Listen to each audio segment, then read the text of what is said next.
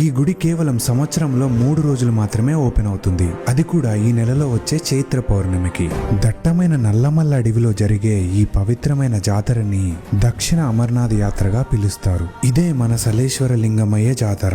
ఇక్కడుండే చెంచులు ఈ శివయ్యని లింగమయ్య అని ప్రేమగా పిలుచుకుంటారు. అలాగే వచ్చే భక్తులు కూడా వస్తున్నాం లింగమయ్య అంటూ యాత్రని మొదలు పెడతారు. ఇక్కడ శివయ్య ఈ లోతైన లోయలో స్వయంభుగా వెలిశాడు. సలేశ్వర లింగమయ్యని చేరుకోవడానికి ఒక భక్తి ఉంటే సరిపోదు, ఎంతో పట్టుదల కూడా కావాలి. ఎందుకంటే ఇది పులులు తిరిగే అడవిలో చేసే ఒక కష్టమైన ప్రయాణం. ఈ గుడిని చేరుకోవడానికి ఫరహాబాద్ ఫారెస్ట్ గేట్ నుంచి 16 కిలోమీటర్లు మన వెహికల్స్ లో ట్రావెల్ చేయాలి. అక్కడ నుంచి 3 కిలోమీటర్లు ఈ లోతైన లోయలోకి దిగాలి. ఇక్కడికొచ్చే ఎంతో మంది భక్తులు ఈ మొత్తం యాత్రని కాలినడకతో పూర్తి చేస్తారు. ఈ లోయని చూసినప్పుడు మనకి ఒక నమ్మలేని అద్భుతంలా అనిపిస్తుంది. నిజంగా ఇదొక కైలాసం. ఇలాంటి అనుభూతి మనకి మరే